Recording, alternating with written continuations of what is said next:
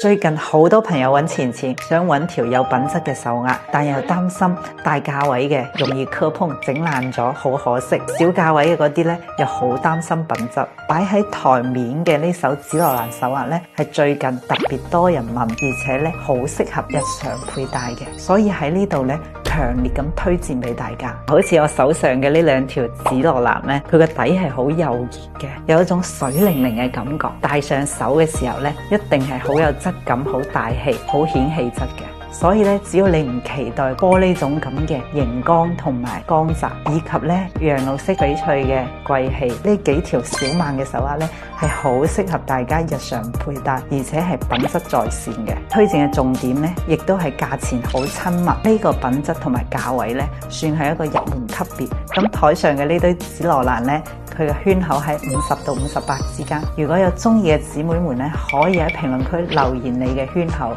錢錢幫你推薦。揾翡翠之美，讀華夏文化，我係錢錢，買翡翠唔踩坑。